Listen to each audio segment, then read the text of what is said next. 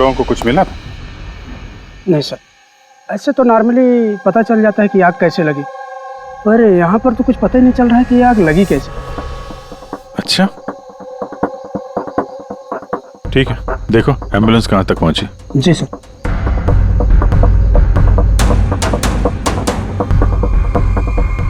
बहुत बुरी तरह से झुलस गया। कमाल है, कुछ पता ही नहीं चल रहा है कि आग कैसे लगी है।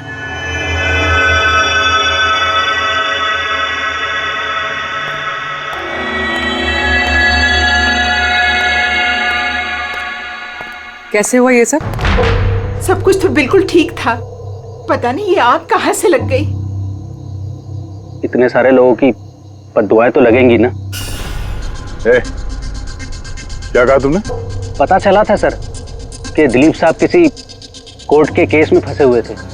काफी बड़ा चक्कर था, लेकिन अभी कुछ दिन पहले छूट भी गए थे।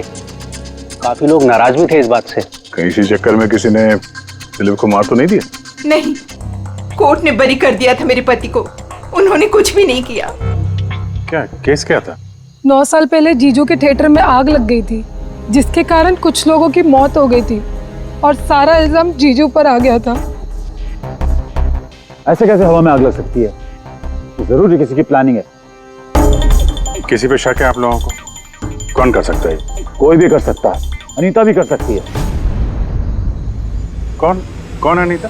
टोनी की वाइफ, और वो आज यहाँ आई भी थी।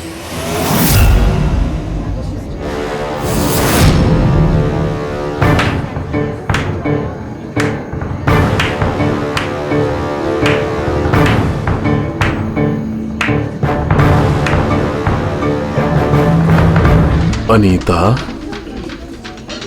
दूसरों का घर बर्बाद करके अपने परिवार के साथ खुशियां मनाई जा रही है। वेरी गुड, वेरी गुड, वाह। लेकिन एक बात याद रखना, उन लोगों की तरह तुम भी तड़प तड़प के मरोगे। सिक्योरिटी! ए चुप! आवाज नीचे। निकालो उसको बाहर, निकालो। आउट! लगता है तुम दोनों अपने अंजाम से वाकिफ नहीं। तुम्हारा बुरा समय अब शुरू हो गया है, याद रखना। तूने जो किया है ना मेरे टोनी के साथ, याद रखना, इसके बाद तू नहीं बचेगा। सुना तूने? ले जा इसको। तू नहीं बचेगा, नर्क में चलेगा तू। अरे देख क्या रहा है, ले जा इसे। नर्क में चलेगा तू, तड़प तड़प के चलेगा, याद रखना। अरे जा।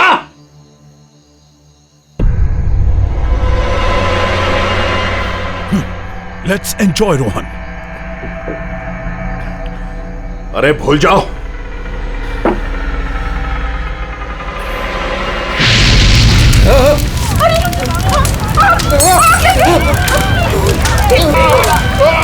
दिलीप और रोहन जिस केस में फंसे थे, उसी केस में कोर्ट ने टोनी को सजा दी थी। अच्छा, किस किस को पता था कि आप लोग यहाँ रेस्टोरेंट में आने वाले हैं? पता नहीं सर।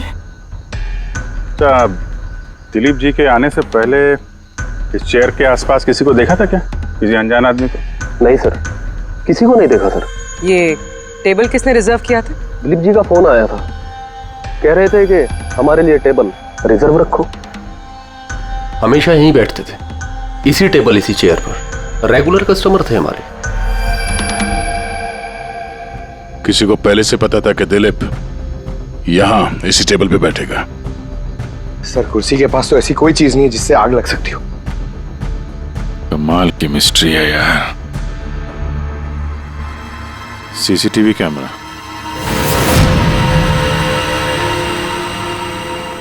इसकी फुटेज से पता चलेगा क्या हुआ था यहाँ पे। ओह माय गॉड, ये सब कैसे हो गया? कौन कर सकता है सब? उसी ने जिसने दिलीप का खून किया, सबूत मिटाने के लिए। तो ऐसे कैसे कोई मॉनिटर रूम में घुसा है? सिक्योरिटी कहाँ है तुम्हारी? सर, इस रूम में सिक्योरिटी की जरूरत ही नहीं है, इससे पहले कभी ऐसा हुआ ही नहीं है। सर, सर मुझे नहीं लगता उसके पास टाइम होगा सीसीटीवी फुटेज डिलीट करने का। सर, उसने बस तोड़फोड़ कर दी है। अगर हम किसी एक्सपर्ट को बुलाते हैं सर तो वो शायद हार्ड डिस्क से रिकवर कर पाए सर।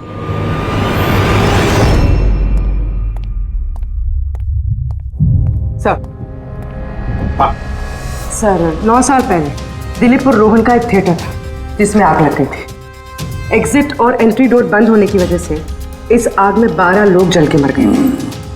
विक्टिम्स की फैमिली ने केस किया तो इन्वेस्टिगेशन में पता चला कि उस वक्त एक गार्ड ड्यूटी पे था।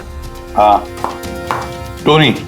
हाँ सर कोर्ट में साबित हो गया कि टोनी ने बहुत शराब पी रखी थी और शराब के नशे में वो इतना धुत था कि वो इमरजेंसी एग्जिट भी खोल नहीं पाया।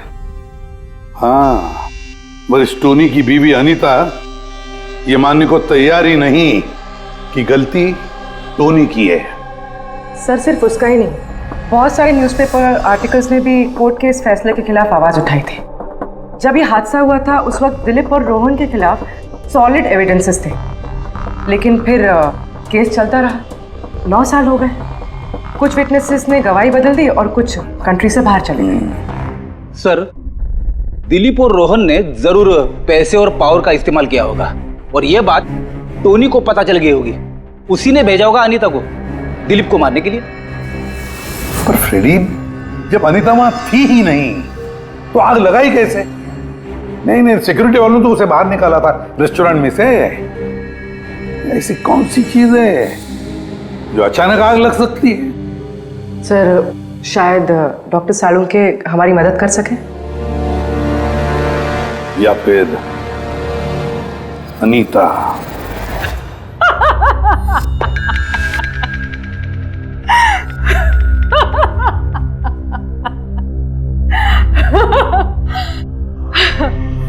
किस बात पे इतना हैरान है? मेरी हंसी पे क्या दिलीप की मौत पे? दिलीप की मौत पे तुम इतना खुश क्यों हो रही हो? अब मैं खुश नहीं होंगी तो और कौन होगा? कल रात रेस्टोरेंट से निकलने के बाद तुम कहाँ गई थी? जेल, अपने पति से मिलने। वार्डन के पास सारे रिकॉर्ड हैं, आप चाहें तो चेक कर सकते हैं। वो तो हम करेंगे, और ये भी कि आखिर तुमने वो आग लगाई कैसे? कोई काला जादू किया तुमने? दिलीप को अचानक आग कैसे लग गई? काला जादू आता तो जरूर करती, पर मैं बहुत खुश हूं। ये दिलीप भी उसी तरह तड़प तड़प के मरा है जिस तरह 9 साल पहले वो बेकसूर लोग मरे थे, जिसकी सजा मेरा पति टोनी भुगत रहा है। तुम ये कैसे कह सकती हो कि टोनी की गलती नहीं थी? तुम तो वहां थी नहीं। मैं वहां नहीं थी, लेकिन टोनी यहाँ था। उस दिन उसकी तबीयत खराब थी। उसने अपने मालिकों से, रोहन और दिलीप से कहा वो जल्दी घर आ गया आग लगने से पहले। गलती उन दोनों की थी। अरे पुराना दरवाजा ठीक ही नहीं करवाया, जिसके कारण वहां आग में वो लोग झुलस के रह गए।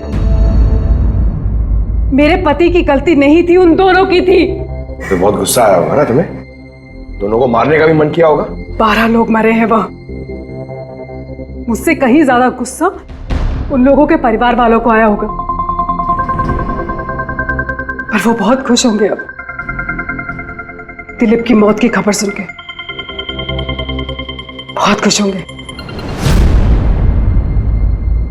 वो लोग और भी खुश हो जाएंगे जब रोहन चल के मरेगा।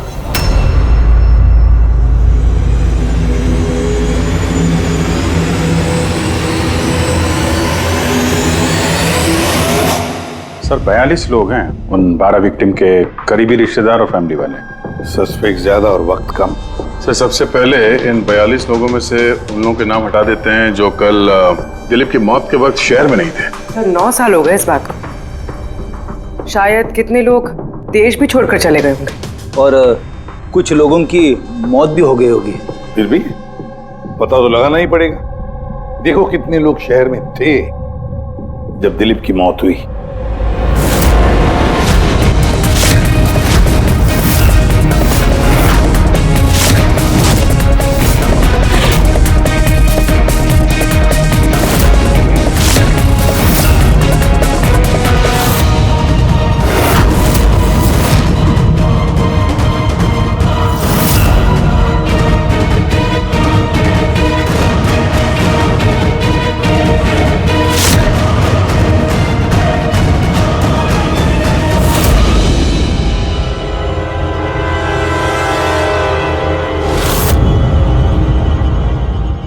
हाँ पंकज, कितने बजे?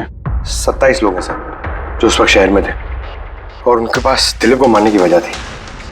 ठीक है, बुलाओ सबको ब्यूरो में, देखते हैं क्या कहानी सुनाते हैं ये लोग अपनी बेगुनाही की। जेम्स, तुम्हारे पिताजी 9 साल पहले थिएटर में लगी आग में जलकर मर गए, है ना?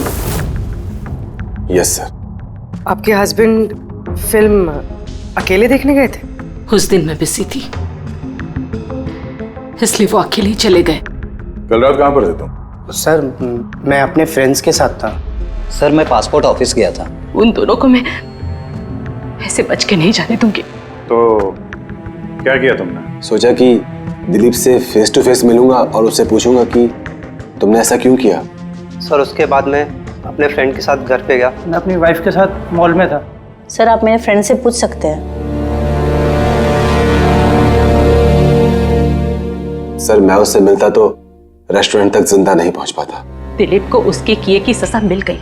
मुझे मालूम चला रेस्टोरेंट से कि दिलीप के साथ क्या हुआ तो दिल को सुकून मिला सर। अब बचा रोहन, उसको भी उसके किए की सजा जरूर मिलेगी। अब इन 27 लोगों में से उन लोगों के नाम रहने दो जो घुमा फिरा के जवाब दे रहे थे और जिन्होंने अपने जवाब पहले से ही तैयार करके रखे थे।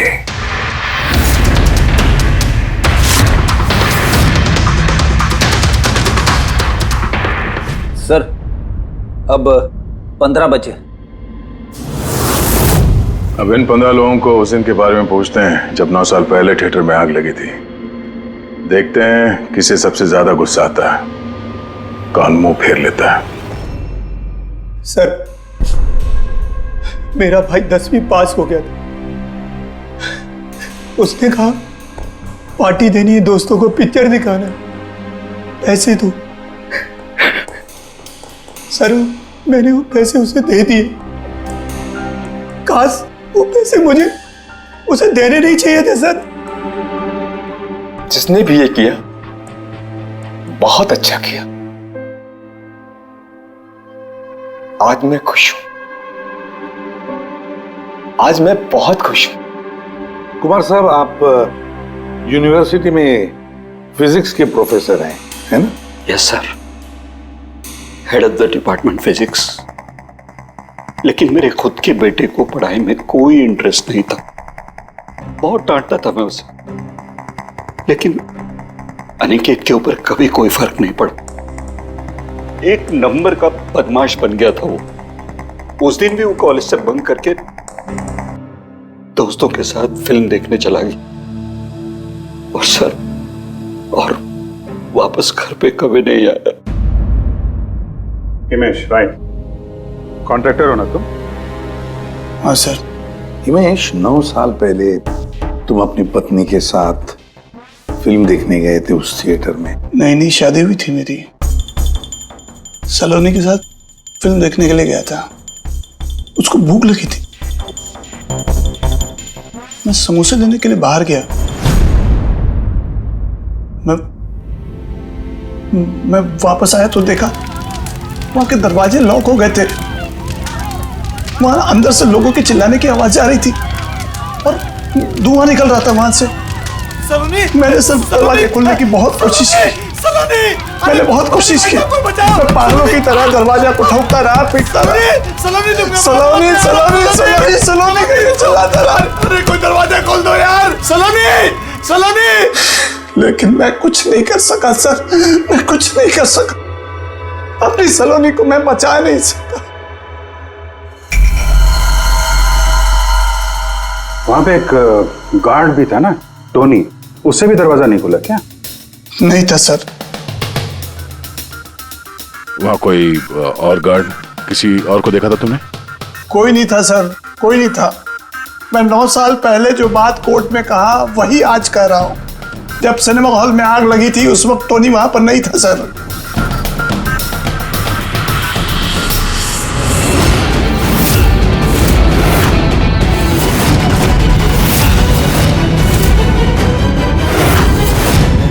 सर ये हैं हमारे फाइनल 15 सस्पेक्ट जो दिलीप को मार सकते हैं। सो कॉप्स कह रहे थे कि फायरमैन को भी पता नहीं चला कि आग का एग्जैक्टली सोर्स क्या था। उन लोगों को तो जनरली ढूंढ कर पता चल जाता है। कि वहां पर ऐसी कौन सी चीज थी जो तुरंत आग पकड़ती है, लेकिन उन्हें पता नहीं चला। उन्हें पता नहीं चला। उन्हें इसलिए पता नहीं चला क्योंकि उस चीज की ना तो कोई खुशबू थी ना कोई रंग था। Exactly sir. मतलब अगर लिक्विड होता ना तो इस दिलीप को पता चलता जब वो चेयर पे बैठता, उसे फील होता। और अगर पाउडर होता तो हमें टेस्टिंग में पता चल जाता। इसका मतलब ये तो गैस, इसका मतलब ये गैस है। गैस?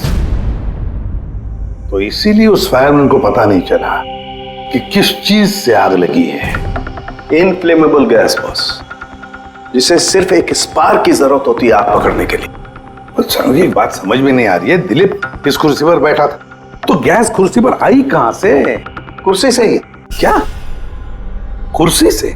वो ऐसे बॉस, जिस चेयर पे ये दिलीप बैठा था उसके नीचे की तरफ किसी ने ज्वलनशील गैस का स्प्रे किया हुआ था। मरते वक्त दिलीप के कांटेक्ट में 2 चीजें थी। एक तो ये चेयर जिस पे वो बैठा था, और एक वाइन का ग्लास जो उसने हाथ में पकड़ा हुआ था। हमने ये दोनों चीजें चेक की, तो इस चेयर के ऊपर से हमें इनफ्लेमेबल गैस के कुछ ट्रेसेस मिले। बॉस, हमारे आसपास वातावरण में स्वतः ज्वलनशील पदार्थ होते हैं जो कभी कभी स्पॉन्टेनियसली जल जाते हैं, जैसे कि मार्श गैस एक नेचुरल बायोगैस है और ज्वलनशील गैस इसका मेन कंपोनेंट है। मतलब इनफ्लेमेबल गैस कभी भी हवा में ऐसे ही जल जाती है? नहीं फ्रेडी, अपने आप नहीं। जब वातावरण में बहुत ज्यादा गर्मी पैदा हो जाती है और वो वातावरण की ऑक्सीजन के साथ मिल जाती है तो एक सुपर हाई टेम्परेचर का निर्माण होता है, जिसकी वजह से ये आग लगती है। लेकिन सालून साहब, वहां तो ऐसे कोई हाई टेम्परेचर वाली चीज थी नहीं। एग्जैक्टली, ऐसा कोई डायरेक्ट सोर्स नहीं था जिससे गर्मी पैदा हो सके बॉस। इसीलिए मुझे लगता है खूनी ने कोई एक्स्ट्रा डिवाइस का इस्तेमाल किया है ये अचानक इतना ज्यादा टेम्परेचर बढ़ाने के लिए। और ये कुर्सी तो तैयार बैठी थी, इसे तो सिर्फ एक स्पार्क की जरूरत थी। पर सर, ऐसे कोई हीट कैसे पैदा कर सकता है? हाँ, कर सकते हैं ना पूरे।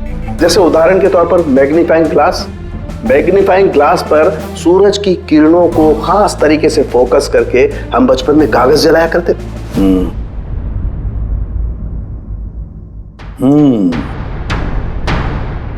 लगता है इस रेस्टोरेंट में फिर से जाना पड़ेगा। पता लगाना पड़ेगा किस चीज से आग लगी है।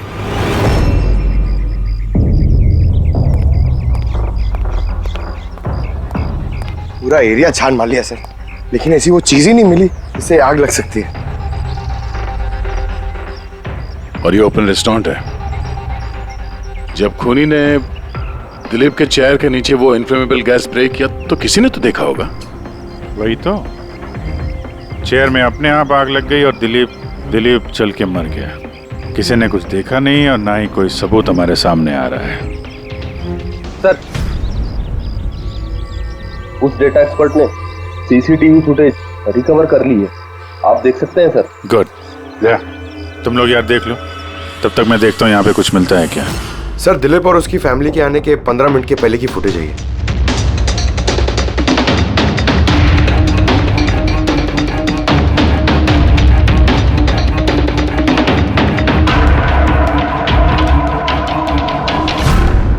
ये कुर्सी चेंज कर रहा है। इसका कोई दूसरा एंगल है क्या? इसी टाइम का चेक कर। एक मिनट सर।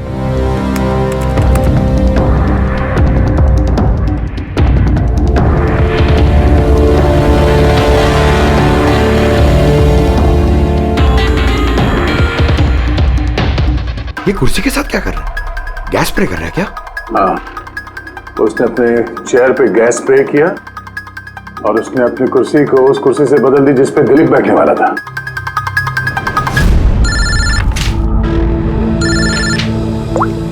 आ गया। अच्छा, great, good work, good work. क्या हो सर? जिसने भी दिलीप की कुर्सी के साथ छेड़खानी की ना, उसका पता चल गया है। वो एक आदमी है, उसका मिलता जुलता हुलिया भी मिला है। अब देखते हैं, जय भेजने वाला है फोटोग्राफ।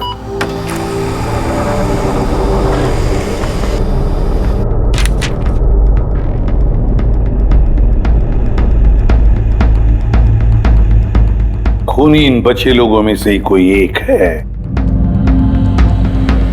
इन्हीं में से एक। और अब इसका अगला शिकार रोहन है।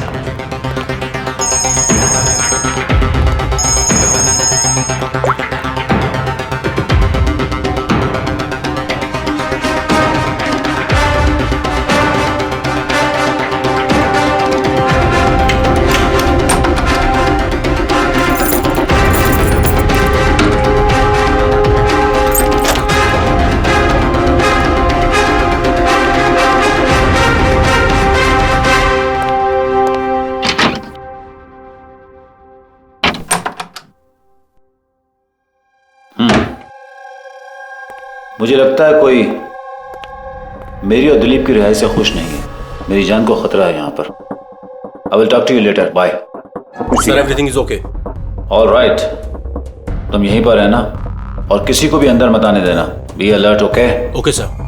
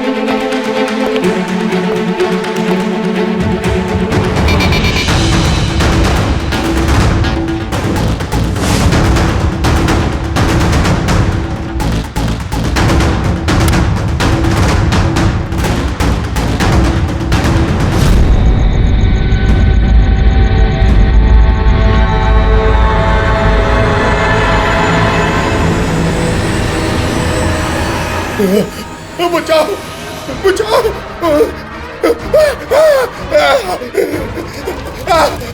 बचाओ, पानी पानी,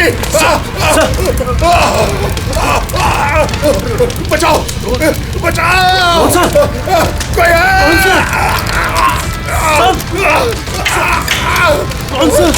बचाओ, पानी पानी, कौन सा?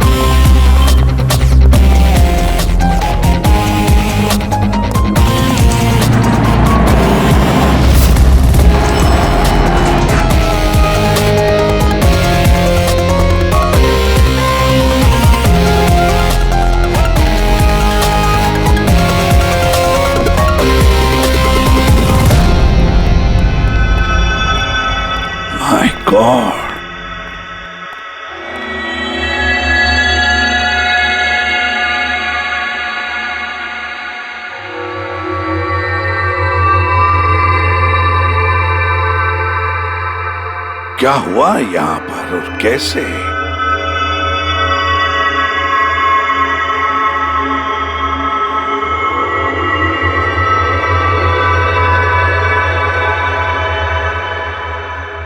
यहाँ पर भी और किसी किस्म की कोई स्मेल नहीं, सिवाय इस जली हुई लाश की बदबू के। यानी ये मर्डर भी इन्फ्लेमेबल गैस से हुआ है? शायद। ये सब हुआ कैसे? हाँ? सर मैं रोहन सर का बॉडीगार्ड हूं सर। अच्छा, तो फिर ये आप लोग कहां थे जब ये सब हुआ? सर रोहन सर ने मुझे बाहर निगरानी के लिए कहा था, तो थोड़ी देर के बाद सर उनके चिल्लाने की आवाज आई तो मैं उनके कमरे की तरफ भागा, लेकिन सर दरवाजे के चारों तरफ से धुआं देखा तो मैं दूसरी चाबी से दरवाजा खोल के अंदर गया तो देखा कि सर रोहन सर जले पड़े थे। आप लोगों को भी कुछ पता नहीं है। कमाल है, कमरे के अंदर कोई लीड नहीं मिला, शॉर्ट सर्किट नहीं हुआ है, ये पर्दा अंदर से बंद है, ये विंडोज परमानेंटली क्लोज्ड है, कोई बाहर से अंदर भी नहीं आ सकता। अब बाहर से अंदर कोई व्यू भी नहीं है, कोई देख नहीं सकता, तो फिर आदमी मरा कैसे? इससे लगी है आग बॉस।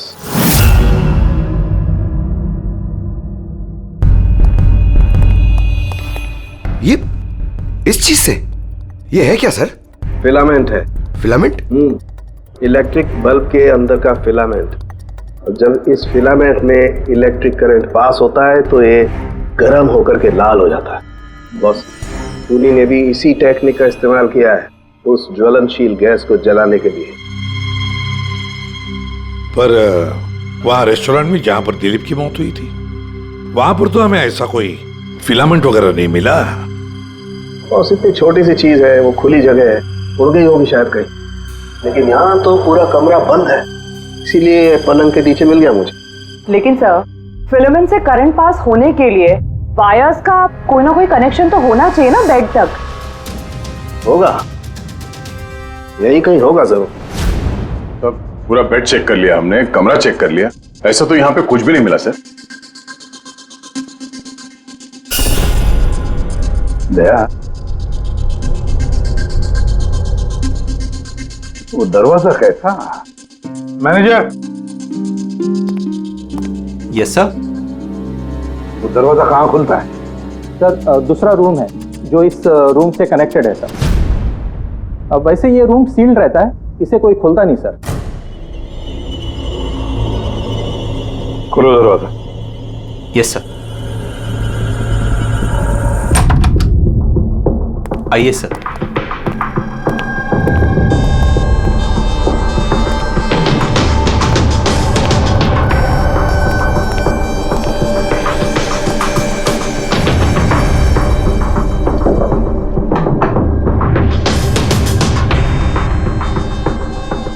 मैनेजर साहब, किसका कमरा है ये? कौन रहता है इस कमरे में? गेस्ट है कोई सर, डिटेल्स चेक करनी पड़ेगी। मंगाओ। Okay sir.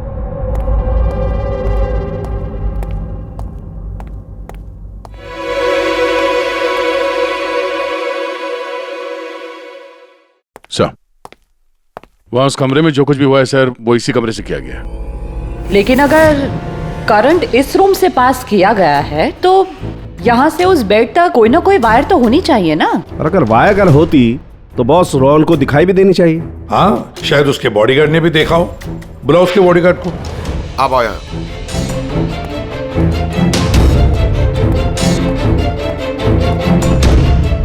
एक बात बताओ, जब तुम रोहन के कमरे में आए थे तब कोई वायर देखी? यहाँ इस दरवाजे से उस कमरे में जाते हुए कुछ भी? नहीं सर, रोहन सर के रूम के अंदर जाने से पहले मैंने रूम को पूरी तरह से चेक किया था सर, लेकिन वायर जैसी कोई चीज उस रूम में नहीं दिखाई दी। ठीक है, जाओ तुम। जो कुछ भी हो दया, खूनी ने इसी दरवाजे का इस्तेमाल किया। इस दरवाजे से वो रोहन के इस कमरे में आया, उसने बेड पर इन्फ्लेमेबल गैस स्प्रे किया और किसी भी तरह से फिलामेंट को करंट दे दिया। बस फिलामेंट गर्म हो गई और इन्फ्लेमेबल गैस ने आग पकड़ ली, रोहन की मौत हो गई। बस एक बात पक्की है, ये जो कोई भी है उससे इलेक्ट्रिक और केमिकल्स की बहुत अच्छी जानकारी है। प्रोफेसर कुमार, फिजिक्स का प्रोफेसर कुमार, उससे बढ़कर और कौन जान सकता है इस सारे मामले में? दया, अच्छा, इस प्रोफेसर कुमार से मिल लो। अच्छा दया, मैं भी चलता हूं तुम्हारे साथ।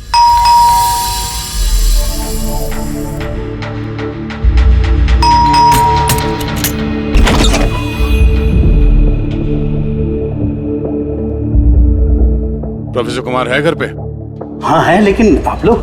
सीआईडी। सीआईडी? सब ठीक तो है ना साहब? हाँ, उनसे कुछ पूछताछ कर दी है। कहाँ है वो? बाहर बच्चों को पढ़ा रहे हैं, मैं बुला के लाता हूँ। कोई बात नहीं, हम देखते हैं।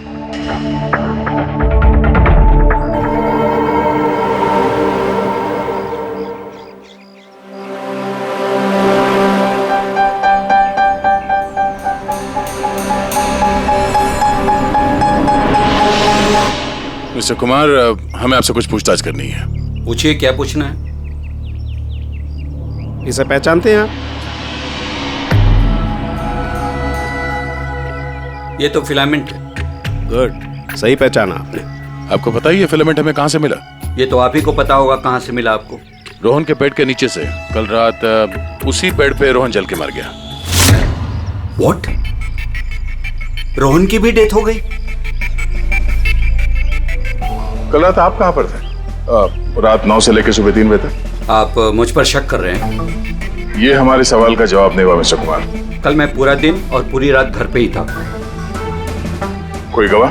जी हाँ, मेरा नौकर रामू और विकास। Please come here.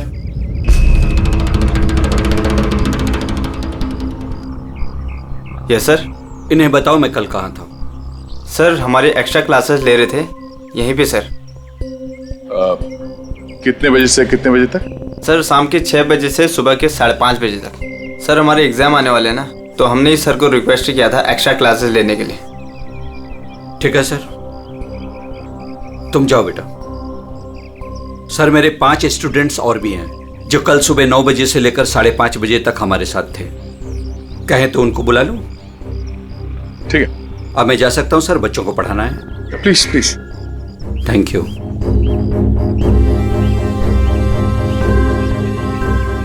हाँ तो बच्चों, मैं ये कह रहा था कि बिना सोल्डरिंग वायर के भी हम मदरबोर्ड फिक्स कर सकते हैं with the help of adhesive conductor.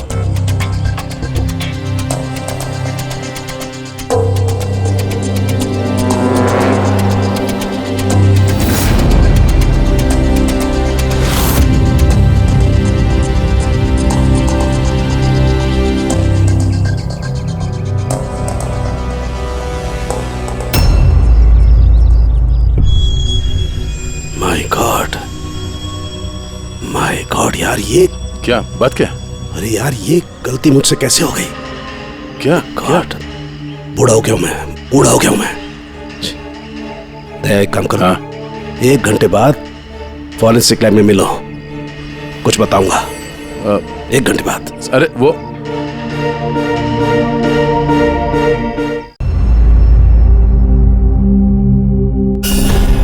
लो बस, एक काम करो, इस स्विच से इन बल्ब्स को जलाओ। इस स्विच से? इस स्विच से? हाँ हाँ, इस स्विच से। यार ना कोई कनेक्शन है, कुछ है, कैसे जलेंगे ये? तुम सवाल मत किया करो, कभी कभी मेरी बात भी मान लिया करो यार। कभी कभी। ये ले। क्या सर, ये तो कुछ हुआ भी नहीं। होगा होगा। अरे क्या होगा? होगा ही नहीं। अरे होगा यार, बिलीव नहीं होगा। 1 मिनट। क्या इसकी तबीयत ठीक है ना? हाँ? तो पता नहीं क्या हुआ है, वो जब से वो प्रोफेसर कुमार से मिलके आया ना, बस बल्ब के साथ ही खेले जा रहे हैं। बात बताओ, वो फिंगरप्रिंट्स का क्या रिपोर्ट आया? वही जो फिंगरप्रिंट्स उन्हें होटल वाले से लिए थे और रूम में उठाए थे। तो फिंगरप्रिंट तो बहुत सारे मिले, लेकिन सारे स्टाफ मेंबर्स के ही हैं, उसके अलावा और किसी के नहीं मिले। ये कैसे हो सकता है? तो भाई साहब जरा इधर भी ध्यान दीजिए। हाँ हाँ, ध्यान है। हाँ।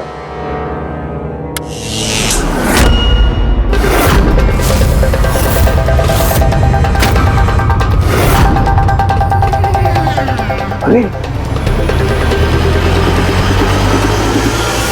सर, ये बल्ब जलने कैसे लगे? क्या बात है सालूंके साहब, बिना वायर के सारे बल्ब जला दिए। लेकिन सालूंके साहब, ये सब आपने किया कैसे? ठीक वैसे ही हुआ ये फ्रेडी, जैसे कि खूनी ने किया था उस दिलीप की कुर्सी पे और रोहन के बेड पे। जादूगर सालुंखे, जरा साफ साफ बताइए, आपने ये किया कैसे? करंट क्या हवा में से आया? हवा में से नहीं आया बॉस, करंट आया है इलेक्ट्रिक पेंट के जरिए। Electric paint? हाँ, इलेक्ट्रिक पेंट। दरअसल बिजली के जो तार होते हैं वो मेटल के होते हैं, और metal is a good conductor of electricity, इसीलिए करंट उनमें से पास होकर के जाता है। ठीक इसी तरीके से कुछ पेंट भी होते हैं जिन्हें हम इलेक्ट्रिक पेंट कहते हैं, और ये भी गुड कंडक्टर ऑफ इलेक्ट्रिसिटी होते हैं। इनमें से भी इलेक्ट्रिसिटी पास हो सकती है, और कमाल की बात यह है कि ये किसी भी कलर में मिल सकते हैं। जो आसानी से किसी भी बैकग्राउंड में मर्ज भी हो सकते हैं। ओह, इसीलिए हमें होटल रूम में और रेस्टोरेंट में कुछ दिखा नहीं सर। Exactly that. पुनी ने दरअसल होटल के कमरे का और रेस्टोरेंट के फ्लोर का दोनों का कलर इस कलर के साथ मैच किया, इसीलिए हमें दिखाई नहीं दिया। तो ये इलेक्ट्रिक करंट, आई मीन ये जो इलेक्ट्रिक पेंट है, ये आसानी से मिल जाता है? हाँ, मिल जाते हैं। दरअसल इलेक्ट्रिक सोल्डरिंग और रिपेयरिंग के काम में आते हैं, और इनकी सबसे बड़ी खासियत ये है कि ये आमतौर पर नंगी आंखों से दिखाई नहीं देते, सिर्फ इंफ्रारेड लाइट में ही ये दिखाई देते हैं। मैं दिखाता हूँ।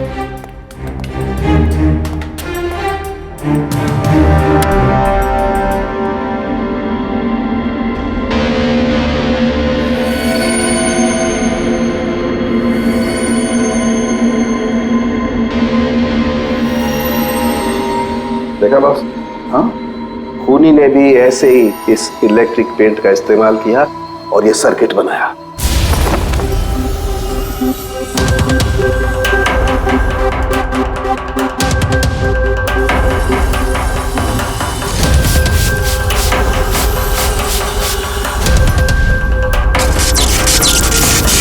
एक बात तो पक्की है, ये जो भी कोई है उसे इन सारी चीजों की पक्की जानकारी है।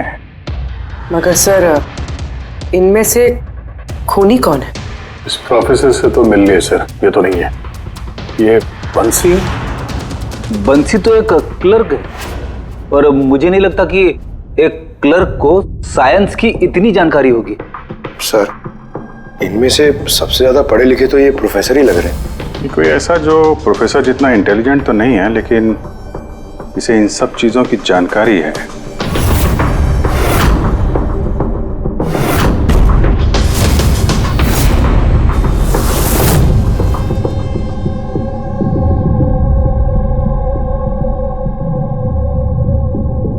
वो ये है अभिजीत, ये है वो। याद है क्या कहा था इसने, कि क्या काम करता?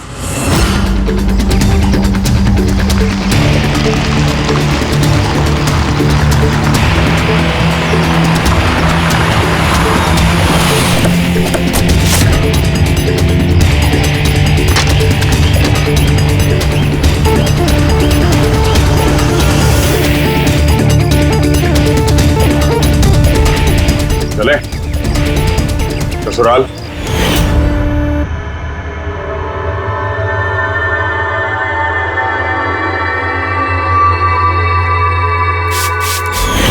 दिलीप और रोहन पर केस हुआ था, लेकिन मुझे मालूम था अपने पैसे और पावर के दम पर वो छूट जाएंगे।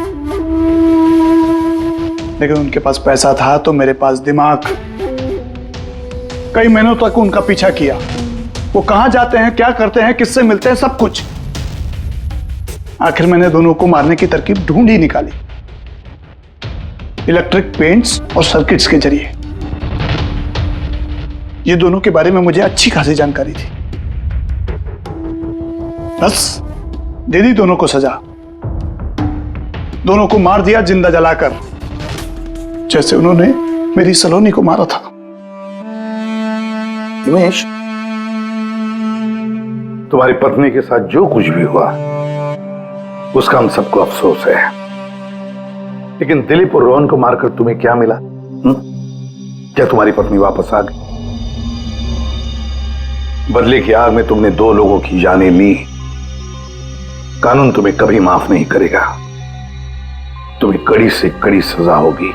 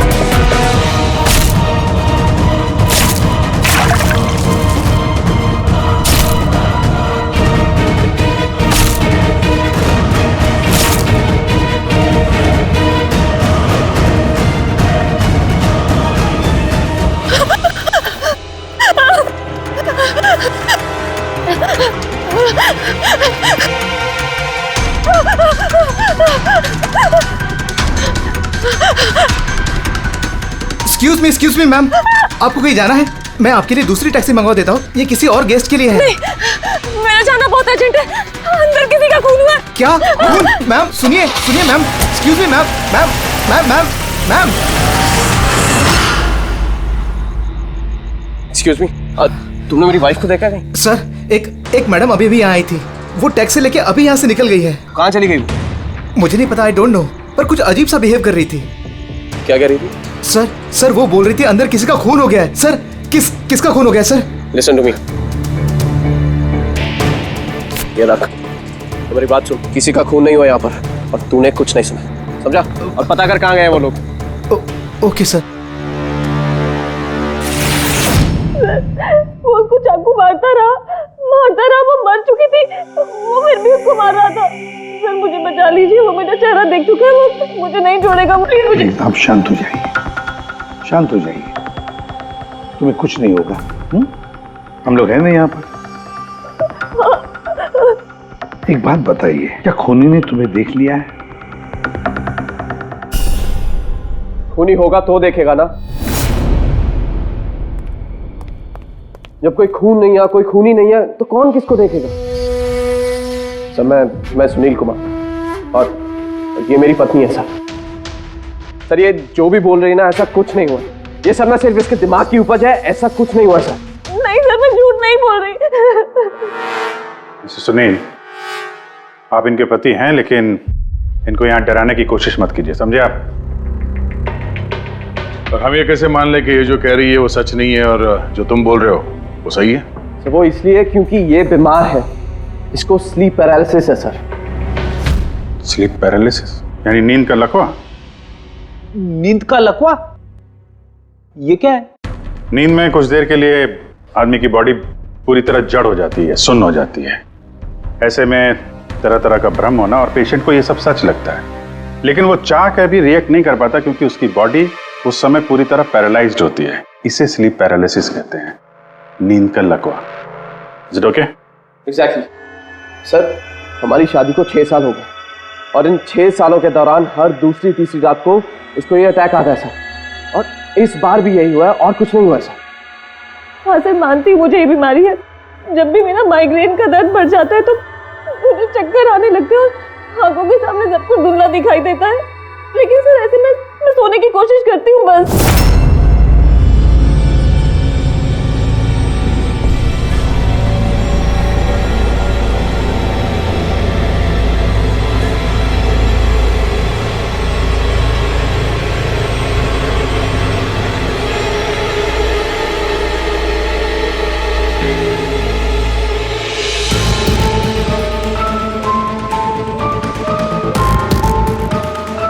बड़ी मुश्किल से जैसे तैसे नींद आती है, और 2-3 घंटों के बाद अचानक से मेरी आंख खुल जाती है, मगर शरीर बिल्कुल स्थिर हो जाता है।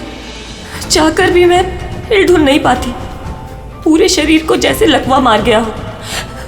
कुछ साफ नहीं दिखाई देता और सीने पर एक भारीपन सा लगता है, मगर मैं चाहकर भी चीख नहीं पाती, आवाज ही नहीं निकलती मेरी। और फिर 15-20 मिनट के बाद अजीब अजीब सी चीजें दिखाई देती है। वो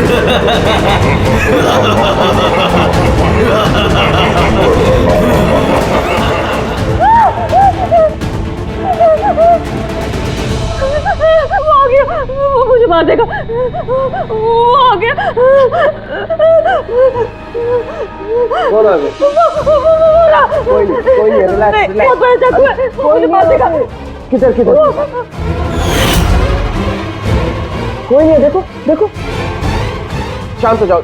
तुम्हें फिर से अटैक आया, देखो, रिलैक्स। कोई नहीं है, शांत हो जाओ, रिलैक्स। कोई नहीं है, देखो कोई नहीं। नहीं, मुझे बचा लो। रिलैक्स, तुम्हें फिर से अटैक आया, रिलैक्स हो जाओ। तुम्हें फिर से दौरा पड़ा था, कुछ नहीं। मतलब जो कुछ भी आपको दिखाई देता है वो सब भ्रम है, कोई सच्चाई नहीं है। हाँ, हर बार सच नहीं होता था, लेकिन इस बार सच हुआ। वो मेरा वहम नहीं था सर। मुझे उस लड़की का चेहरा इतना साफ याद है कि मैं उसे कभी भी पहचान सकती हूँ। मुझे कोई शैतान या दानव नहीं दिखाई दिया सर, जैसे हर बार होता था। मैं सच बोल रही हूँ, मैंने वहाँ पर खून होते हुए देखा था। मैं बिल्कुल झूठ नहीं बोल रही। हाँ, खून हुआ था। खून खून खून, बस कुछ नहीं हुआ वहां पर। सुनील जी चुप रहिए, आप चुप रहिए। खून हुआ है क्या नहीं ये हम पता लगाएंगे। आप दोनों सिर्फ सिलसिलेवार बताओ क्या हुआ था उस रात को, शुरुआत से। सो हम दोनों यहाँ मेरे कजन अबे की शादी अटेंड करने के लिए आए। कल रात अबे और मिताली मतलब उसकी होने वाली वाइफ के लिए कॉकटेल पार्टी थी। अब है मेरी बात ध्यान से सुनो। मिताली की जितने भी प्रॉपर्टीज और बैंक बैलेंस है तेरे शुरू होने से पहले 60% तुम्हारे नाम ट्रांसफर हो जाने चाहिए। इस लड़की पर तुम्हारे प्यार का जो भूत सवार है ना उसे यूज करो बेटा। वेल मिताली, एक बात कहूँ, अभी भी वक्त है, सोच ले। ये अभे तेरे लायक नहीं है। तुम्हें इससे बेटर लड़के मिल सकते हैं। तुम्हें नहीं पता, इसके चर्चे तो पूरे शहर को मालूम है। मैं तुम्हारी शादी इससे इसलिए करा रहा हूँ ताकि तुम्हारी डूबती हुई नैया पार लग जाए। You got it? So be focused please. पता है मुझे क्या करना है। मुझे भी साइको से शादी करने का कोई शौक नहीं है। कर रहा हूँ क्योंकि सिर्फ एक ही रास्ता है, इसलिए मुझे मत समझाइए कि क्या करना है। I know what to do. ठीक है? हाय।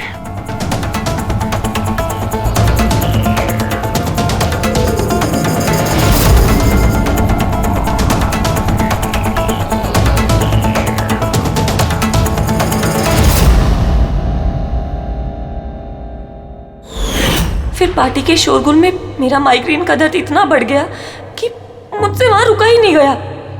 राइमा, क्या हुआ? क्या हुआ? वो माइग्रेन शुरू हो गया। मेरी तबीयत बहुत खराब हो रही है। मैं थोड़ी देर रूम में जाके रेस्ट करती हूँ।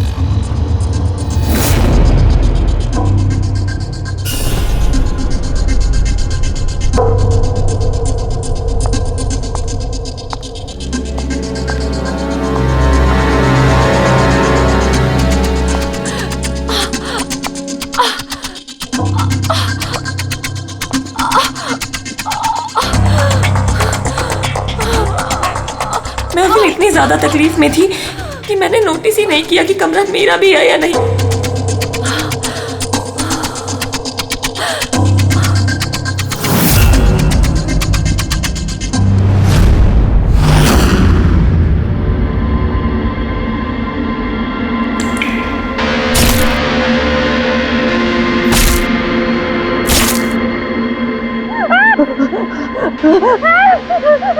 कोई 45 मिनट के बाद जब मेरा दौरा शांत हुआ तो मैं उठी। मैंने अपने इधर उधर देखा तो वहाँ पर कोई खून ही नहीं था, ना ही कोई लाश थी, ना ही कोई खून के धब्बे थे।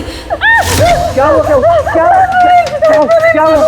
वो आदमी उस लड़की को मार के चला गया। तुम्हें फिर से अटैक है? देखो कोई नहीं, देखो। और तुम यहाँ पर क्या कर रही हो? ये हमारा कमरा थोड़ी ना है। अच्छा ये सब छोड़ो, तुम यहाँ पर बैठो। मेरी बात सुनो, तुम यहीं पर रुको, मैं तुम्हें पानी लेके आता हूँ। Relax.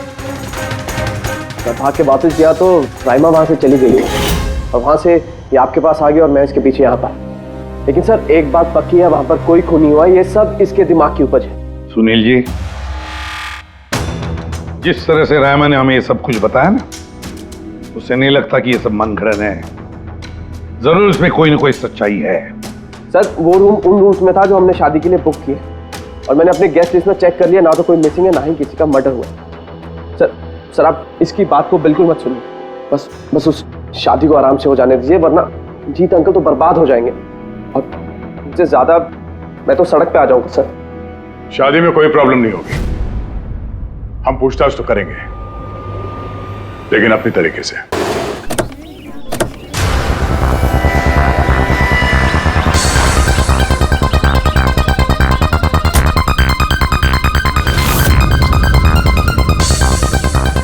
Welcome sir. Welcome ma'am.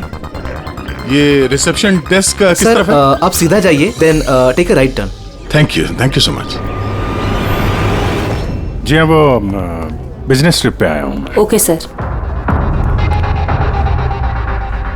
यहाँ साइन कीजिए सर। बस थोड़ा रूम का व्यू अच्छा होना चाहिए। Sure sir, enjoy your day. Thank you. Welcome sir. Welcome ma'am. How can I help you? हाँ, वो हम लोग अभय के वेडिंग के लिए आए थे, तो चेक इन करना था रूम में। ओके सर, आप अपनी डिटेल्स दे दीजिए, मैं आपको रूम की की देती हूँ। Oh sure. बेबी तुमने इन्हें बताया नहीं? हाँ? हमें रूम 103 चाहिए। I am so sorry sweetheart, मैं तो भूल ही गया। मैम दरअसल हमें वो 103 नंबर वाला स्वीट रूम चाहिए। ठीक है, आपको हम 103 ही दे देते हैं। जैसा मैंने कहा था वैसा क्यों नहीं किया? लेकिन अब क्या करेंगे, कैसे छिपाएंगे? छुपाना तो पड़ेगा ही। आओ मैं तुम्हें बताता हूँ कैसे, आ जाओ।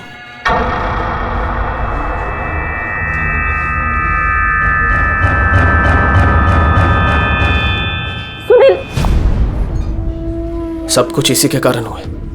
किसी को पता चल गया ना तो पता नहीं क्या होगा। कहाँ थे तुम? चलो मुझे कुछ बात करनी है, आओ।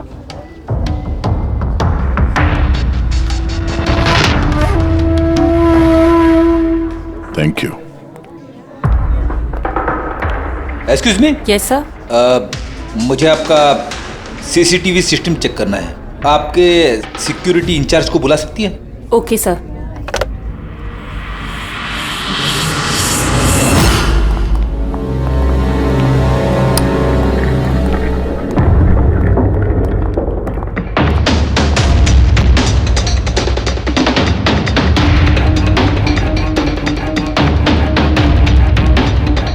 ठीक है, थैंक यू।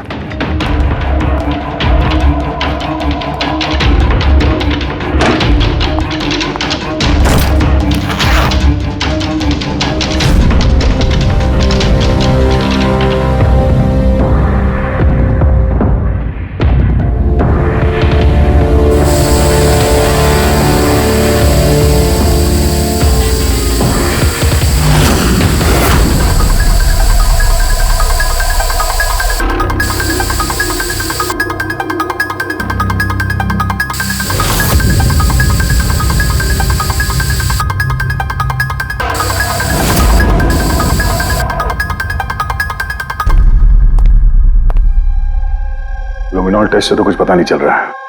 ऐसा लगता तो नहीं है कि यहाँ कोई खून हुआ है। सर खूनी ने बहुत अच्छे से सफाई की है। ऐसे कैसे हो सकता है? सर जिस तरह रायमा ने बताया है, कत्ल के वक्त यहाँ पर खून ही खून होना चाहिए।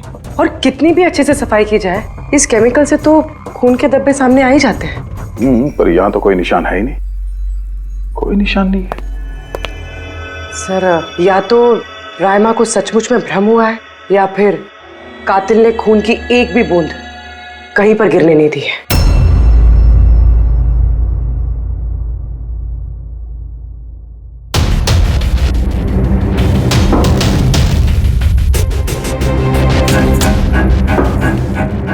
मुझे लगता है तुम सही कह रही थी। कातिल ने खून की एक भी बूंद गिरने नहीं दी।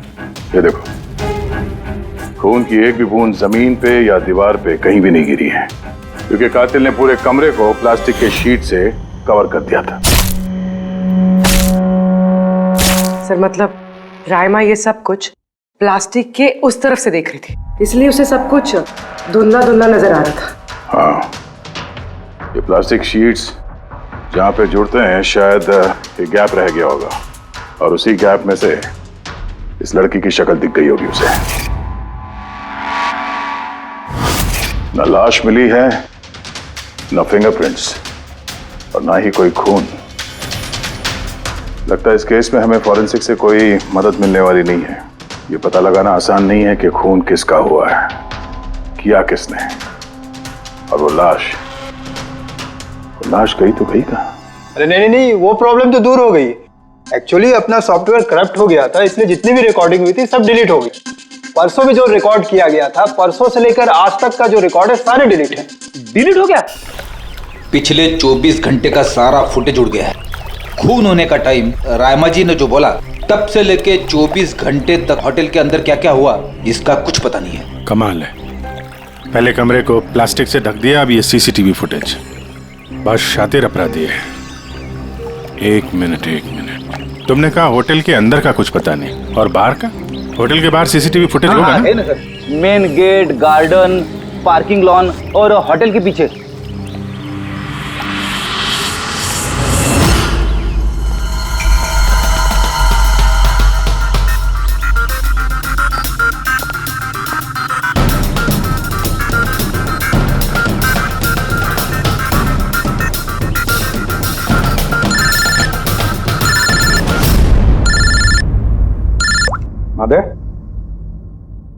क्या? रायमा ने जो देखा वो उसका भ्रम नहीं बल्कि सच्चाई है? किसी का खून हुआ? माय गॉड, कोई कुछ भी नहीं। अच्छा ठीक है, मुझे इन्फॉर्म करते रहना। क्या हुआ बॉस, कुछ मिला क्या? बड़ा शातिर है खूनी, बड़ा शातिर है। कोई सबूत नहीं छोड़ा है उसने, कोई भी सबूत नहीं छोड़ा तेरे लिए। ऐसा कैसे हो सकता है यार? लेकिन ऐसे हुआ है सालुंके, ऐसे हुआ है। रायमा की जान को बहुत बड़ा खतरा है। क्या बोल रहे हो, कुछ समझाओ भी। यार हमारे लोगों को वहां पर कोई पुख्ता सबूत नहीं मिला, लेकिन सारी बातें ऐसे दिखाती है कि वहां पर किसी का खून हुआ है।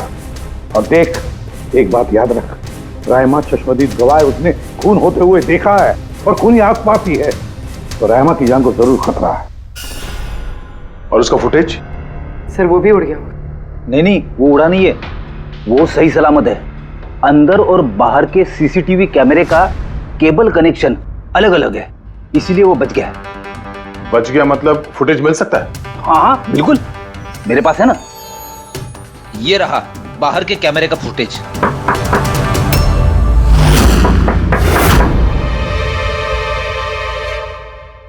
सर, अगर खूनी ने उस पर उस वक्त हमला किया है जब स्लीप पैरालिसिस का दौरा पड़ रहा है, फिर तो वो उंगली भी नहीं हिला पाई होगी। और अगर वो अपनी उंगली हिला पाई तो? कैसे डॉक्टर तारिका? पैरालिसिस तो पूरी बॉडी को हो जाती है। देखो, स्लीप पैरालिसिस को छोड़ दो, नॉर्मली भी जब हम सोते हैं, गहरी नींद में होते हैं, हमें सपने आते हैं, उस वक्त भी हमारी मांसपेशियां सेमी पैरालिटिक स्टेट यानी शिथिलता की अवस्था में होती है। ये सबके साथ होता है।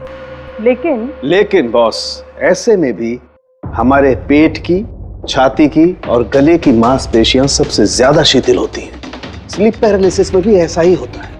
और ऐसे में जिस व्यक्ति को स्लीप पैरालिसिस की बीमारी है, अगर वो अपने हाथों की उंगलियों पर कंसंट्रेट करे, इन उंगलियों पर ध्यान केंद्रित करे और इन्हें हिलाने की कोशिश करे, मुट्ठी को बंद करे और खोले, तो ये पैरालिसिस स्लीप को भी तोड़ा जा सकता है। यार मान ले सालुंके कि रायमा ने अपनी स्लीप पैरालिसिस तोड़ दी, लेकिन वो तोड़ने में उसे जितना भी वक्त लग रहा, उतने वक्त में अगर उस पर हमला हो गया तो ऐसी कोई चीज चाहिए सालुंके, ऐसी कोई बात जिससे वो दूसरों को बता सके कि उस पर हमला हो रहा है, वो कह सके कि मुझे बचाओ, मुझे बचाओ।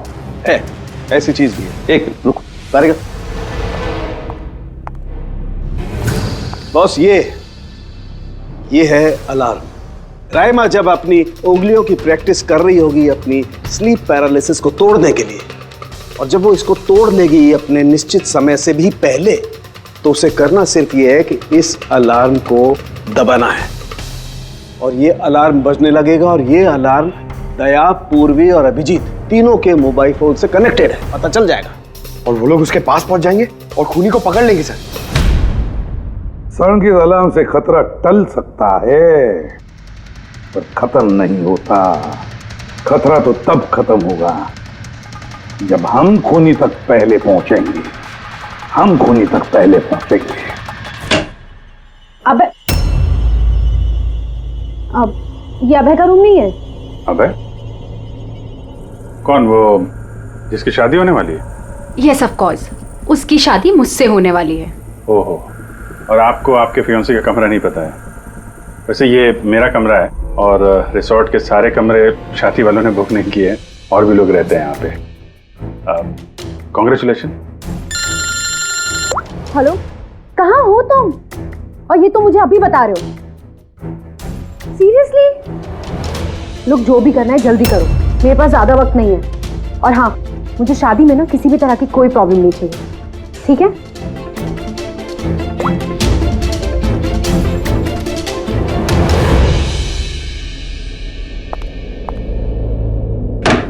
मिताली, जिसकी शादी होने वाली है, वैसे ये वाकई अभय का कमरा इसको मालूम नहीं होगा क्या? कहीं इसको हम पे शक तो नहीं हो गया? वो तो पता नहीं, लेकिन खूनी को भनक नहीं लगनी चाहिए, क्योंकि अगर ऐसा हुआ तो रायमा की जान को खतरा हो सकता है।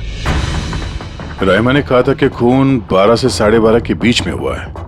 उसके बाद कातिल ने लाश को ठिकाने लगाने की कोशिश की होगी, लेकिन रिसोर्ट में इतनी भीड़ और चहल पहल है कि वो लाश को कहीं छुपाना मेरे हिसाब से नामुमकिन है। मतलब लाश को बाहर ले गए हैं लोग। लेकिन सर, रात को रिसोर्ट से बाहर तो कोई गया नहीं। कहीं ये लाश रिसोर्ट के अंदर ही तो नहीं? नहीं नहीं, अगर लाश यहाँ होती तो अब तक बदबू आना शुरू हो जाती। करेक्ट। मैंने किचन का फ्रीजर चेक किया है, वहाँ भी कुछ नहीं है। वही एक जगह जहाँ पे लाश छुपाई जा सकती थी।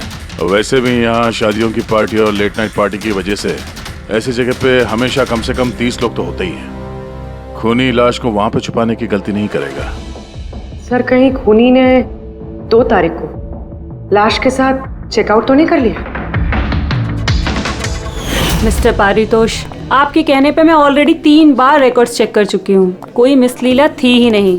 आपको जरूर कोई गलतफहमी हुई है, वो जरूर कहीं और रुकी होंगी। अब प्लीज कहीं और जाकर चेक कीजिए। मैडम, मैं चेक कर सकता होता तो मैं आपसे रिक्वेस्ट क्यों करता? लीना मेरी दोस्त है और उसका नंबर खो गया मुझसे, मैं क्या करूँ? देखिए मैम, मेरा उससे बात करना बहुत जरूरी है। आप समझ रही है ना? सर, आप समझ नहीं रहे हैं। किसी एक की डिटेल दूसरे को देना हमारे नियम के खिलाफ है। फिर भी मैं आपकी मदद कर देती, लेकिन मेरे पास उनकी डिटेल्स है ही नहीं सर। अरे ऐसे कैसे नहीं है? डिटेल्स आप रखते हैं ना। कोई कमरा लेने आएगा तो आप उसकी डिटेल्स नहीं रखते हैं? लेते हैं सर, बिल्कुल लेते हैं। तो फिर? लेकिन वो यहाँ रुकी होती तो ना। 1 मिनट, आपको तसल्ली नहीं हो रही है, प्लीज आप खुद से चेक कर लीजिए। अच्छा ठीक है। कहीं रीमा ने मुझसे झूठ तो नहीं बोला? मैं देख लेता। मैम आप एक काम करेंगी, आप हाउस कीपिंग से किसी को बुला के लाइए। मेरा रूम इतना गंदा है, सुबह से मैं कितनी बार कॉल कर चुका हूँ, कोई आने को तैयार नहीं है। ऐसे कैसे हो सकता है? ओके।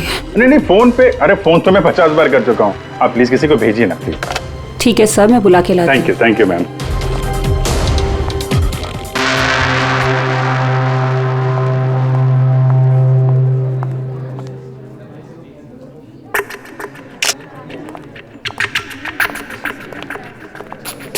आज जितने लोगों ने चेकआउट किया है उनमें से 4 लोग ऐसे हैं जो आए थे तो शादी अटेंड करने, लेकिन बिना शादी अटेंड किए ही चले गए। शादी बिना अटेंड किए ही चले गए? बड़ी अजीब बात है। ये मिस्टर वलेना, मिस्टर दक्ष, मिसेस मोटवानी और मिस सूजी। सर, मैं इन 4 के बारे में सब कुछ पता करती हूँ। अपूर्वी, रायमा को होटल के बाहर का सीसीटीवी फुटेज दिखाना, मेन गेट का, जहाँ से लोग आते जाते हैं। उसने कहा था ना हमसे कि वो उस लड़की को पहचान लेगी। सर,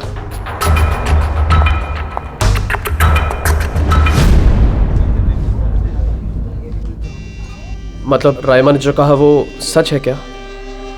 मिस्टर सुनील, आप किस बात से ज्यादा परेशान हैं? यहाँ पे खून हुआ है उससे या फिर रायमा ने देख लिया उससे? ये सब इन्वेस्टिगेशन तुम हम पर छोड़ दो। शादी का मजा लो। हाँ? क्या कब बदल जाए यहाँ पे कोई कुछ कह नहीं सकता है।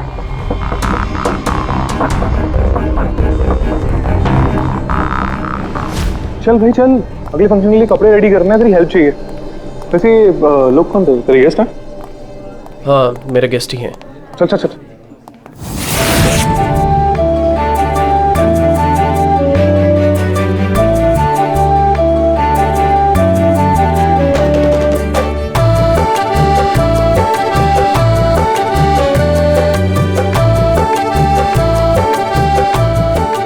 तेरा तो गेम ओवर हो गया भाई। जो तूने गर्लफ्रेंड्स की लाइन लगा रखी थी उसका क्या?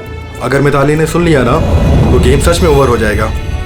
पर भाई मुझे एक बात बता, तू एक लड़की के साथ सारी जिंदगी कैसे बिताएगा? इसके सारे लफड़े हैं ना साइड में चालू हैं। पूछ इससे, कॉकटेल पार्टी में अचानक से कहाँ गायब हो गया था? अबे कहीं गायब नहीं हुआ, मिताली के सामने उठक बैठक लगा रहा होगा। मैं डरता वरता नहीं हूँ उससे। You guys just wait and watch. Train खत्म कर अपनी।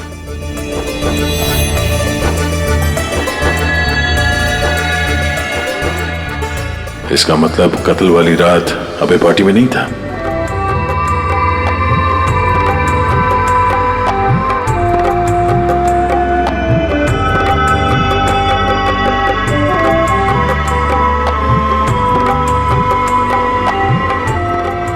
ऐसा क्या कहना चाहता था ये जो रंजित छुपाने की कोशिश कर रहा है? सर, मैडम अभी ठीक है ना? और उस दिन जो मर्डर के बारे में बोल रही थी वो गलतफहमी अभी दूर हो चुकी है ना मैम की? मेरी बात सुन, जो उसको गलतफहमी हुई थी ना वो दूर हो चुकी है। तू भी भूल जा। चल अभी। ओके। अच्छा हुआ कि राइमा माइग्रेन की वजह से अपने कमरे में सो गई है। मौका अच्छा है, अब कुछ ना कुछ तो करना पड़ेगा।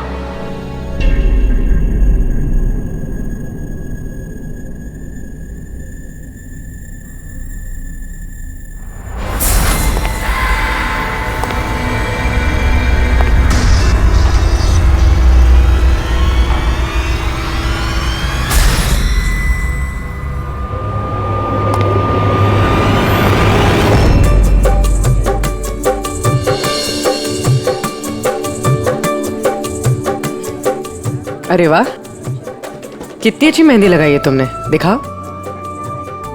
बहुत अच्छी लग रही है। Thank you. All thanks to Alia.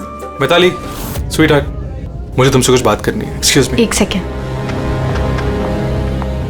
Mitali और अभय की जोड़ी कितनी अच्छी है ना, परफेक्ट कपल।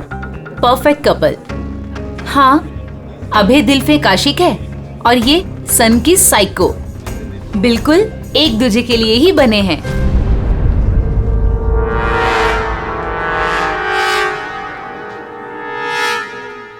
मिताली को अभय के बारे में ये पता है? पागल है वो अभय के लिए। उसको पाने के लिए वो किसी भी हद तक जा सकती है। अगर जरूरत पड़े तो किसी को मार भी सकती है।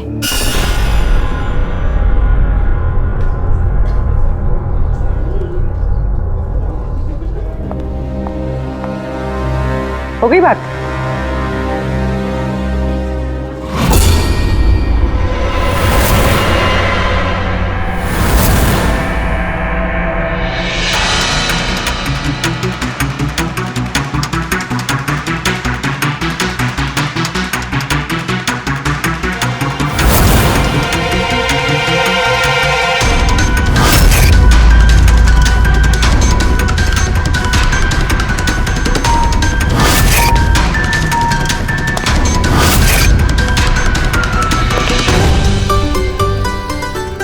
अरे खाली हो गया क्या? अरे नहीं साहब, रिफिल ही करने जा रहा था। अरे यार, ये दूल्हा जो है ये तो बड़ा बहक रहा है। क्या मिस्टर नितिन और वो रंजीत रोकते नहीं है क्या? सुना है कॉकटेल पार्टी में भी बहुत हंगामा किया। उस दिन तो हादी हो गई थी सर। अच्छा, उस दिन भी नहीं रोका इसको? नहीं साहब, कोई बोलने वाला था ही नहीं। रंजीत साहब तो खुद ही 11 बजे के बाद आते पार्टी में, और उनके बेटे अपनी बीवी को तलाश कर रहे थे। बाहर जा रहे थे, अंदर आ रहे थे, कोई बोलने वाला था ही नहीं साहब। अच्छा, मतलब खाली दुल्हन थी पार्टी में? सर वो तो दूल्हे के पीछे पीछे घूम रही थी। सर, इस रिसोर्ट में कई शादियां हुई हैं, लेकिन ऐसी शादी कभी नहीं देखी। अरे हाँ साहब। अरे यार, तुम खाने को लाना यार। अभी लाया साहब।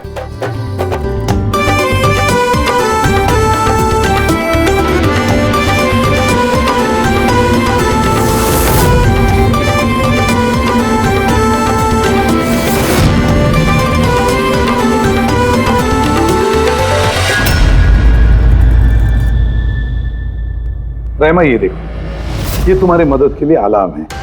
जैसे तुम इस बटन को दबाओगी, दया, पूर्वी और अभिजीत के पास जो फोन है उस पर अलार्म बजेगा और वो लोग तुरंत तुम्हारी मदद के लिए वहां पहुंच जाएंगे। जी। लेकिन जब तुम्हें स्लीप पैरालिसिस हो, अपने हाथों की और पैरों की उंगलियों को हिलाने की कोशिश करना, क्योंकि सबसे कम असर स्लीप पैरालिसिस का हमारे हाथों की और पैरों की उंगलियों पर होता है।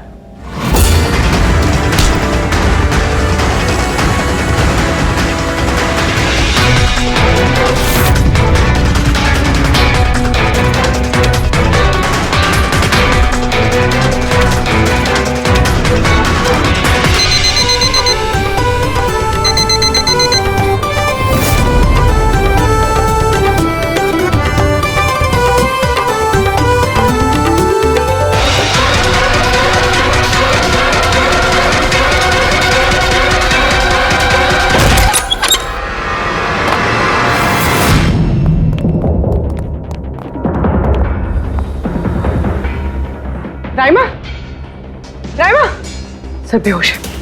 राइमा, राइमा, राइमा होश में आओ। मुझे मार देगा। मुझे बचा लीजिए प्लीज, मुझे बचा लीजिए। कौन मार देगा? हुआ क्या यहाँ पे?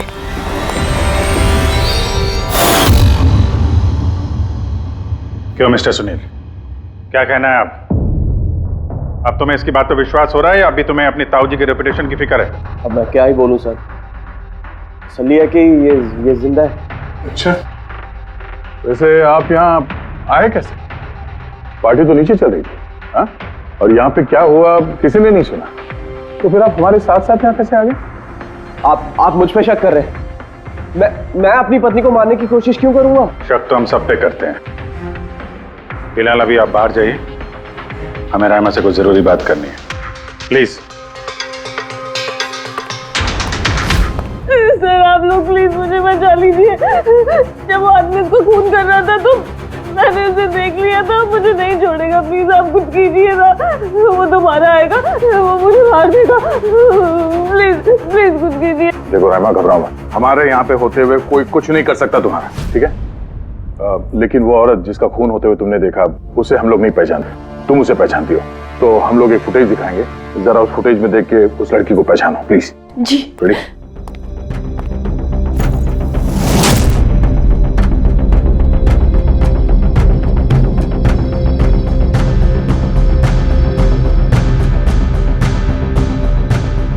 सर यही लड़की थी, वो इसी का खून हुआ था, पक्का ये वही लड़की थी।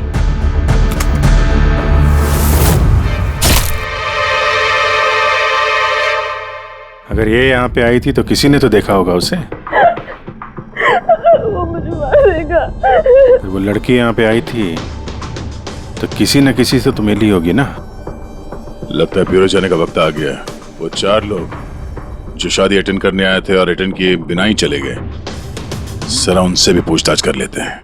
सर मिस्टर वलेना, ये अभय का मैनेजर, ये जरूरी काम छोड़कर आया था शादी अटेंड करने के लिए, लेकिन बीच में ही वापस चले गए। एक तो इन्हें रिसोर्ट की कार ने एयरपोर्ट छोड़ा, दूसरा इनके पास एक छोटा सूटकेस था जिसमें 5.5 फीट की लाश तो नहीं आ सकती थी। दूसरा सर, ये मिसेस मोटवानी और ये मिस सूजी मिताली की लीगल टीम से हैं सर। इन्हें भी किसी ज़रूरी काम से शादी के बीच में जाना पड़ा। ये भी रिसोर्ट की कार में ही गई हैं। एक सूटकेस था और बाकी इनका अपना अपना बैग। और इसमें भी 5 फीट 6 इंच की लाश तो नहीं आ सकती। और ये लोग वापस शादी अटेंड करने आ भी रहे हैं सर। ये चौथे का दिखाना सर।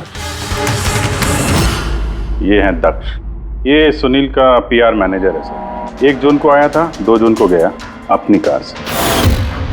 1 मिनट पंकज, जरा इस मिस्टर दक्ष का शादी में आने वाला फुटेज दिखा।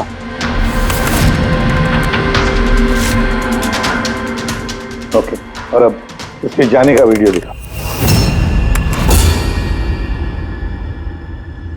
मिस्टर दक्ष आए थे 1 सूटकेस के साथ और जा रहे हैं 2-2 सूटकेस के साथ। शादी से रिटर्न गिफ्ट लेके जा रहे हैं सर।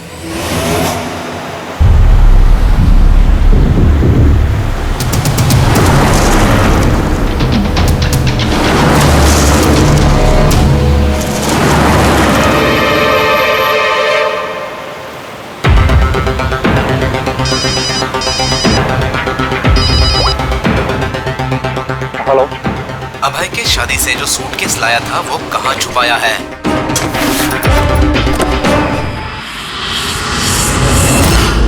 कौन बोल रहा है? और क्या बोल रहे हो तुम?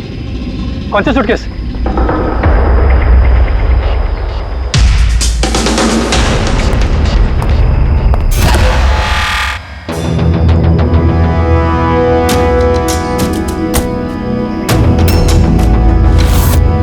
क्यों? सूटकेस के बारे में तुम यहीं बताओगे या कहीं और अच्छे से खातिरदारी करे तुम्हारी? क्यों?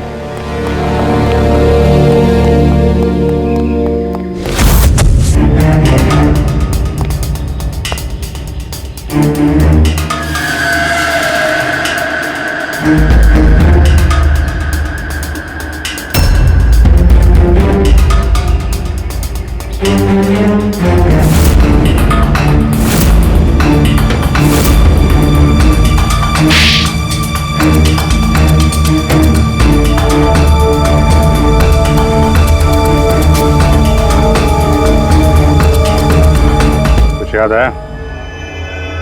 मेरे पास और कोई रास्ता नहीं था। मेरा घर और कंपनी दोनों उनके पास गिर गई।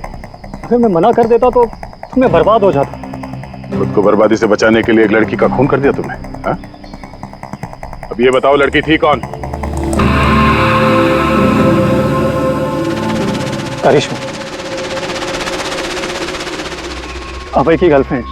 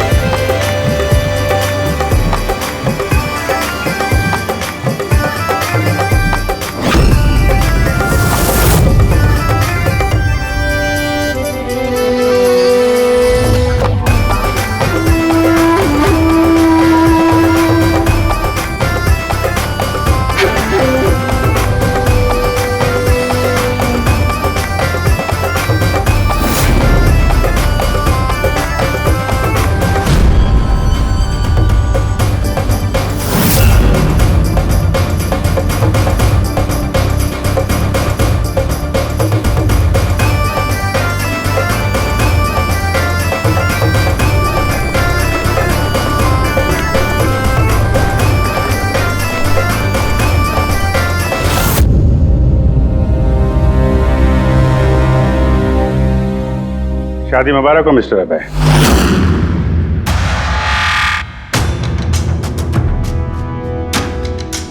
आपके लिए कुछ तोहफे लेकर आए हैं, ऐसे तोहफे जिनके बगैर ये शादी पूरी हो ही नहीं सकती।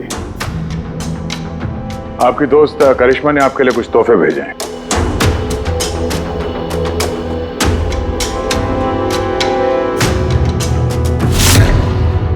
करिश्मा, याद आया?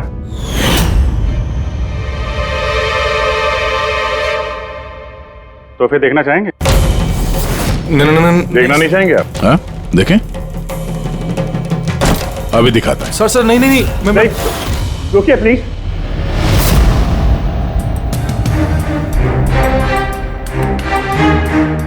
क्या हुआ मिस्टर रंजीत? प्लीज प्लीज ये सूटकेस मत खोलिए। क्यों क्यों नहीं खोले? हैं? क्योंकि तुम्हें डर है कि इस सूटकेस के अंदर करिश्मा की लाश ना निकले।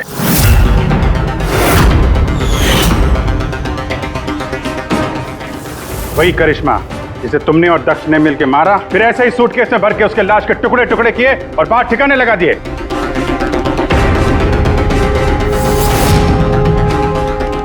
डैड, ये क्या बोल रहे हैं? ये सच है क्या? हाँ बेटा, ये सच है। मैं क्या करता? मुझे ये शादी किसी भी कीमत पर करानी थी, क्योंकि अगर ये शादी नहीं होती तो हम लोग सड़क पर आ जाते, बर्बाद हो जाते। अरे करिश्मा, ये शादी को तोड़ने में तुली हुई थी। अपना मुंह बंद करने के लिए उसने मुझसे 5 करोड़ रुपए मांगे। सच में अगर मेरे पास होते तो मैं दे भी देती, लेकिन नहीं थे मेरे पास। फिर उस दिन वो अचानक ही हाथ धमकी, मुझे कुछ नहीं सूझा और मैंने किसी बहाने से उसे रात तक रुकने को कहा। फिर मैंने इसका प्लान बनाया। फिर मैंने दक्ष को इस प्लान में शामिल किया, क्योंकि मुझे पता था कि दक्ष मुझे ना नहीं कर सकता। वो इंच इंच मेरे कर्जे में डूबा हुआ है।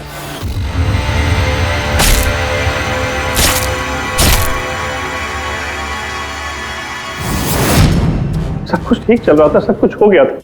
तो पता नहीं अचानक ये कहां से आ गई। इसने आकर अचानक सब कुछ देख लिया। मैंने तो इसे भी मारने की कोशिश की थी, लेकिन आप लोगों की टीम ने इसे बचा लिया। एक गुनाह को छुपाने के लिए एक और गुनाह, और इस सब की जड़ है तुम्हारा ये दिल फेंक बेटा।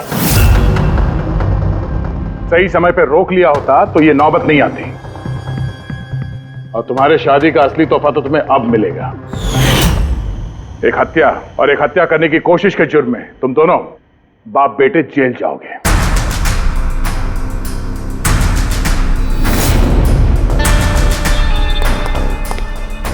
Thank you.